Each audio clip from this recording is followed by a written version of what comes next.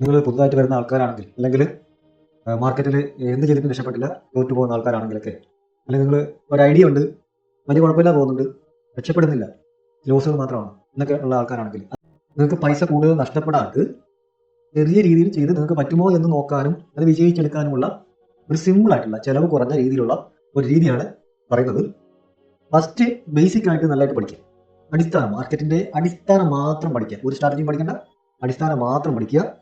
Okay, money management, risk reward, position സൈസും അങ്ങനെയുള്ള അടിസ്ഥാന കാര്യങ്ങൾ, മാർക്കറ്റ് എന്താണ്, എങ്ങനെയാണ് വർക്ക് ചെയ്യുന്നത്, അതൊക്കെ എല്ലാ സെക്ഷനും, long time, swing trade, intraday, stock trade, അതെല്ലാം തന്നെ ബേസിക് ആയിട്ട് പഠിക്കുക. എന്നിട്ട് നിങ്ങൾ കുറച്ച് പ്രാക്ടീസ് ചെയ്യുമ്പോൾ, എക്സ്പീരിയൻസ് ചെയ്യുമ്പോൾ നിങ്ങൾക്ക് ഒരു സ്റ്റൈൽ കിട്ടും, ഒരു സെറ്റപ്പ് കിട്ടും. ആ സെറ്റ് വേറെ ഒരു സ്റ്റെപ്പ് നോക്കാൻ പോലും, ഒരു സ്ട്രാറ്റജി പഠിക്കാൻ പോലും ഒന്ന് യൂട്യൂബ് നോക്കി മനസ്സിലാക്കാൻ പോകണ്ട. നിങ്ങളുടെ ആ പഠിച്ചത് വെച്ച്, ബേസിക് വെച്ചിട്ട് എന്തൊക്കെയാണ് അല്ലെ ഓപ്ഷൻ ചെയ്യുന്ന ഗ്രീക്സ് ഉണ്ടാക്കാൻ അതിന്റെ വ്യത്യാസമുണ്ട്, അല്ലെങ്കിൽ ഗുണമുണ്ടോ, എന്തെല്ലാം നിങ്ങളൊന്ന് പ്രാക്ടീസ് എക്സ്പീരിയൻസ് ശേഷം നിങ്ങളൊരു സെറ്റപ്പ് ഉണ്ടാക്കുക. ആ സെറ്റപ്പ് വെച്ച് മാത്രം വേറെ ഒന്നും നോക്കാതെ ട്രേഡ് ചെയ്യുക. മനസ്സിലാക്കിയ ശേഷം ട്രേഡ് ചെയ്യാൻ പോകേണ്ടത്, നിങ്ങൾ പേപ്പർ ട്രേഡ് ചെയ്തിട്ട് കാര്യമൊന്നുമില്ല, ഇമോഷൻസോടെ വർക്കാവില്ല.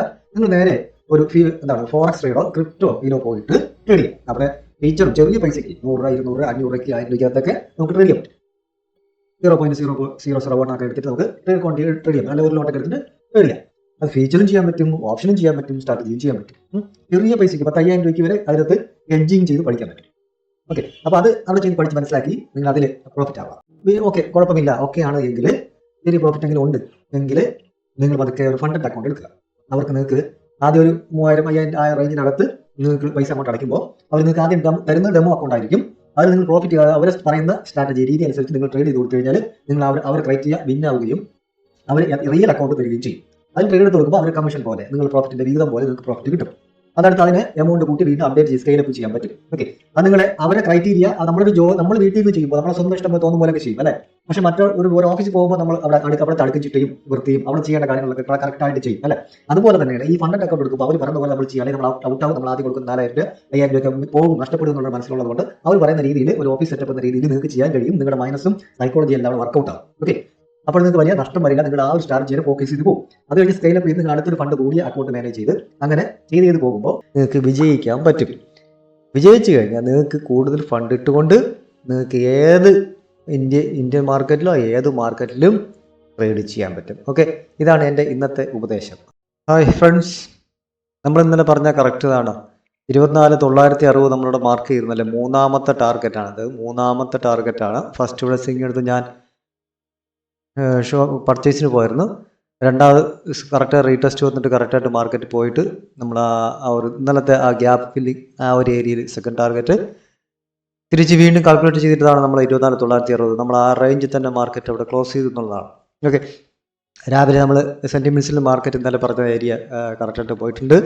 ബട്ട് ഇന്നത്തെ അവസ്ഥ അത്ര നല്ലതായിട്ട് എന്തോ എനിക്ക് തോന്നുന്നില്ല. ഒരു എങ്ങോട്ട് വേണോ പോകാൻ പറ്റുന്ന തരത്തിലുള്ള ഈ ഒരു റേഞ്ച്, അതായത് 24,956 24,863 ഈ ഒരു റേഞ്ച് എപ്പോഴാണോ ബ്രേക്ക് ചെയ്യുന്നത് അതനുസരിച്ച് മാത്രമേ ട്രേഡ് ഉള്ളൂ.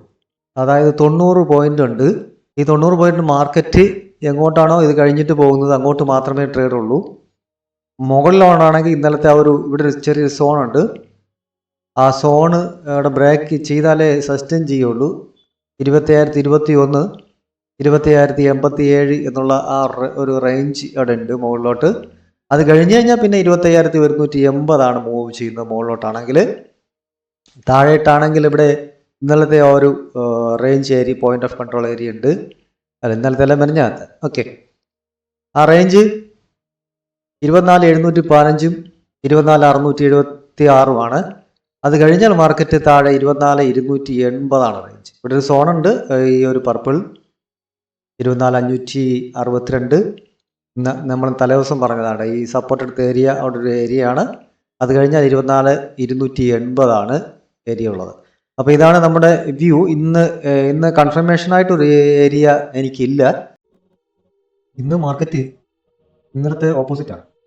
ഇന്നലെ പോസിറ്റീവായി നിന്ന US ടെക്കും S&P ഒക്കെ ഇന്ന് നെഗറ്റീവും. ഇന്നലെയൊക്കെ നെഗറ്റീവായി നിന്ന UK ജർമ്മനിയൊക്കെ ഇന്ന് പോസിറ്റീവായിട്ടാണ് നിൽക്കുന്നത്. ഓക്കെ, ഇന്നലെ നമ്മുടെ മാർക്കറ്റ് അപ് ട്രെൻഡിലായിരുന്നു. എല്ലാവരും ഡൗൺ പൊസിഷൻ മുകളിലോട്ട് പോയി. അതുകൊണ്ട് ഇന്ന് എല്ലാവരും മാർക്കറ്റിന്റെ റേറ്റിൽ സെന്റിമെന്റ്സ് അപ് ട്രെൻഡ് ആയിരിക്കും. സ്ട്രക്ചറും ചെറിയൊരു അപ്ഡേറ്റാണ് കാണിക്കുന്നത്. പക്ഷേ ഞാൻ ചെറിയൊരു കൺഫ്യൂഷനിലാണ്. അപ്പോൾ അത് മാർക്കറ്റിൽ നിന്ന് വന്നതിന് ശേഷം, ഓപ്പൺ ആയ ശേഷം മാത്രമേ എനിക്കൊരു കൺഫർമേഷൻ ഉള്ളൂ. അതോ ഇങ്ങോട്ട് പോകും, ഡയറക്ഷൻ കിട്ടിക്കഴിഞ്ഞാൽ അത് എവിടെ പോകും, എത്ര പോകും എന്നുള്ള ഐഡിയ നമുക്കുണ്ട്. ബട്ട് ഇതൊക്കെയാണ് കണ്ടീഷൻസ്. ഓക്കെ, മാർക്കറ്റ് 24,977 ഓപ്പൺ ചെയ്യുന്നത്. ഇവിടെയായിട്ടാണ് ഓപ്പൺ ചെയ്യുന്നത്. എന്നാലും നമ്മൾ തേർഡ് ടാർഗറ്റ് കറക്റ്റായിട്ട് അവിടെ നിന്ന് കണ്ട ഏരിയ, നമ്മൾ വരച്ച സോൺ കറക്റ്റായിട്ട് കണ്ട. ഇത് ഓപ്പൺ ചെയ്തിട്ട് ഇവിടുന്ന് താഴേക്കായിരിക്കും വരിക അല്ലേ. ഇവിടെ വന്നിട്ട് ഇവിടുന്ന് സപ്പോർട്ട് എടുക്കുമോ എന്ന് നോക്കാം. ഓക്കെ,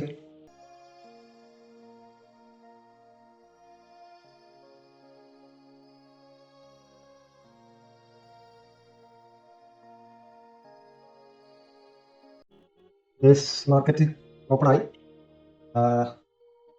ഓപ്പൺ ചെയ്ത് ഡൗൺ ചെയ്ത് ആ ഏരിയക്കകത്താണ് വരുന്നത്. ഈ ഒരു ഏരിയ കഴിഞ്ഞാൽ ട്രേഡ് ഉള്ളൂ. ഈ ഒരു ഏരിയ ഓക്കെ, നമ്മൾ രാവിലെ മാർക്കറ്റ് അനലൈസ് ചെയ്തപ്പോൾ പറഞ്ഞ ഏരിയ, ഈ ഏരിയ എങ്ങോട്ടാണോ പോകുന്നത് അത് കഴിഞ്ഞാൽ മാത്രമേ നമുക്ക് ട്രേഡ് ഉള്ളൂ. ഇന്നും അത്ര ഇല്ല. ഇന്ന് ഇൻ ദ മണി പ്രൈസാണ് എടുക്കാൻ ഉദ്ദേശിക്കുന്നത്. മാർക്കറ്റ് എന്താണ് സെന്റിമെന്റ്സ് ഇന്നലെ ഡൗൺ ആയിരുന്നപ്പോൾ മാർക്കറ്റ് മുകളിലോട്ട് പോയി. ബിഗ് പ്ലേയേഴ്സ് ഓപ്പോസിറ്റ് ഡയറക്ഷൻ കളിച്ചു.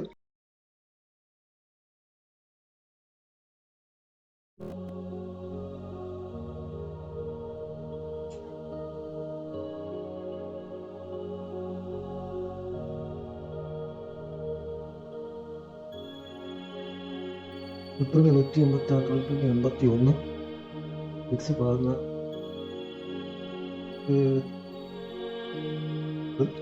റിലയൻസ് 1995